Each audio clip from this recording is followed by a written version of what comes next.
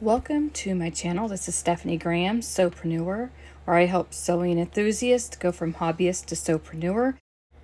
Let's just get right into it, shall we, today?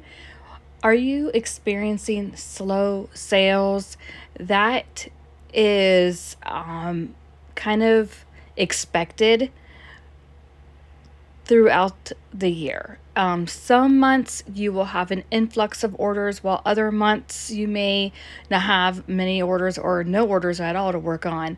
And I wouldn't be too awfully concerned about that, but I would use your downtime to work on your skill. And also, I would use that downtime to build your audience and ultimately gain new customers. And here are some ideas, and it might work for some of you, it may not work for all of you, but it's always worth a try. That's how I see things in life. It's always worth a no, right? So, if you're not if you're not comfortable, I should say, if you're not comfortable with some of these suggestions, but you know that your business would definitely grow by using them, then try to find somebody that you can trust and knows what they're doing to help you with these suggestions. This is not in any particular order, and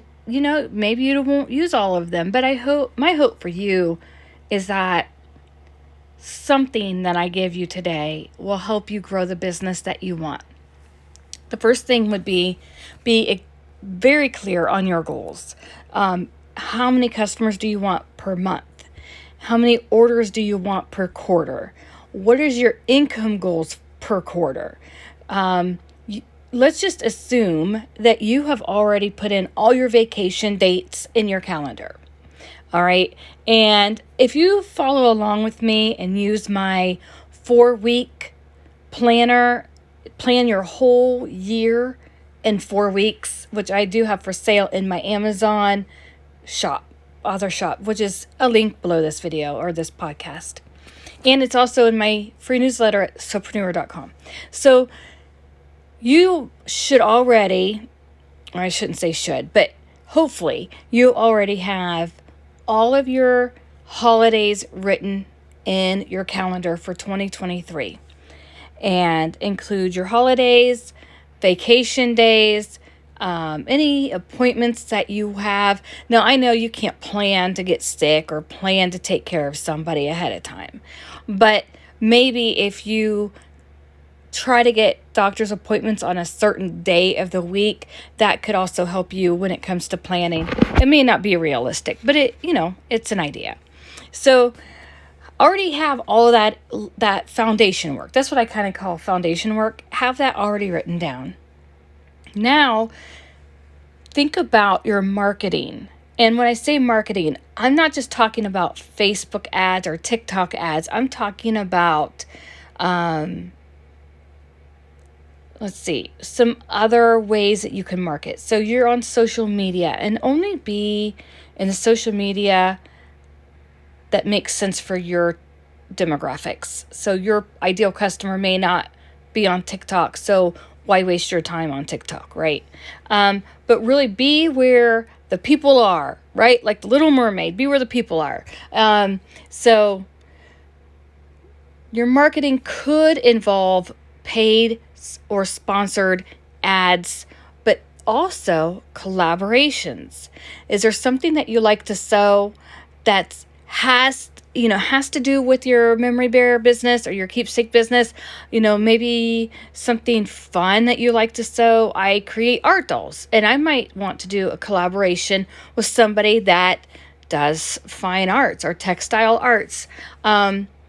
But that doesn't mean that's where my customers are. What will happen, and I'm hoping that you already have your foundational website done. We've talked about foundational websites for the last several years on my channel. And just to recap, if you're new, what I call a foundational website is a website that you own. You own the domain name. You own, you pay for your own hosting. It literally is yours. It's your real estate. And You already have your newsletter on there, and it's basically just a one-page website where it talks about who you are and the services that you offer. Now, obviously, you can add pages to your website, but we won't talk about that today.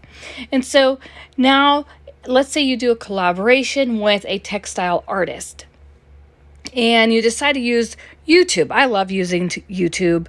I'm always on YouTube, I feel. And you want to do a collaboration with a textile artist, and you decide to do a crazy quilt.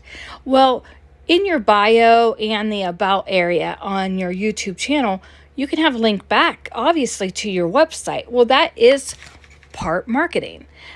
You never know who's going to watch you make that crazy quilt and want a memory bear made. You just don't know, because just because somebody's a quilter doesn't mean they want to make a memory bear. So kind of think outside the box, but keep it related. So a couple more ideas, and I'll work a little bit faster on these ideas. So be sure you have something to write down in, whether it's the journal I have on Etsy or your own tablet. Okay, so think about your public relations. And when I say that, it kind of, makes some people really, really nervous, because not all of us want to be talking to strangers, right? Or get out of our comfort zones. But if you want your business to grow, you've got to get out of that comfort zone, or at least pay somebody to do that for you. So some of those ideas would be a press release, and not just a sporadic press release like in the olden days where you could submit it online to press release directories and get your website pinged back and all that. I'm not talking about that. I'm talking about purposeful, focused publicity, public relations. I'm talking about know where your customers are, know exactly who you're talking to. So if you were to go outside and stand in front of 100 people, you would know exactly who that customer is. Like, which one of those people would be your customer. So kind of keep that in your mind whenever you're thinking about publicity and public relations. What is your customer reading? Is your customer reading? Are they reading your local newspaper? Are they looking at a specialty newspaper like Farm and Dairy? That's one that we have in my town. And I can honestly say that I have customers that read that. Think about the radio stations. Do you have a local radio station or a radio station in your state that is played throughout different counties? Maybe they would want you on as a guest. Think about TV shows. Some small towns, and maybe larger ones do, have their own little TV network. Get on there. You just don't ever know who's watching or will watch that can share that. And remember, all of these outlets have their own way of advertising. So it's basically free. You just have to show up and provide the informative interview. What else can you do? We've talked about a newspaper. We've talked about a radio station. Now let's talk about magazines. What magazine do you tend to read? What inspires you? Is it true life, success stories, and heartwarming things?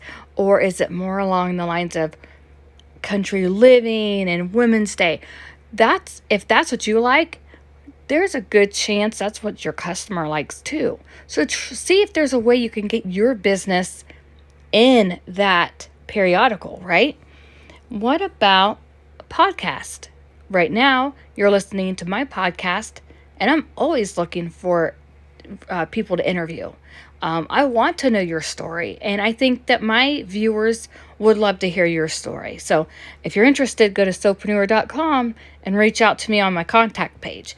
Okay, so what about starting your own podcast? That's what I'm doing right now, right? If you are into memory bears and keepsake sewing and that's your business and you're listening to me, even though I'm not trying to sell you something, I'm still helping you, right? So just think outside the box. Think about what you're doing now, what you could be doing differently, or think about what has worked in the past and revisit that. really, really focus in on your goals, because that is where all of this starts. And it's super, super easy to kind of allow the slow sales to kind of get you down where you think that you've already done everything and you just can't get that sale. But really, if you step away from your business for a day or two and clear your mind and do something fun for yourself, and give yourself a break from thinking about business, all these ideas will start to flood in, and you'll start to really see what you can do to grow your business. And as always, you can bounce ideas off of people that know you and love your stuff. And, there's Facebook groups, there's the coaching I offer, there's my YouTube channel. So definitely just really know what you want. When you know what you want and focus in on that, you will see a whole new world open up to you and the opportunities to grow your business. All right, guys, again, it's Stephanie Grams, Sopreneur.com. Please get on the newsletter. And if you've listened to this podcast, please consider subscribing to my YouTube channel. Give me a thumbs up. I look forward to seeing you all again. Have a good one. Bye-bye. Hey guys, this is Stephanie Graham, Sopreneur.com. I hope you enjoyed today's podcast. Always reach out if you have questions, and I'm here to help you start, grow, and expand your memory bear and keepsake sewing business. Have a great day.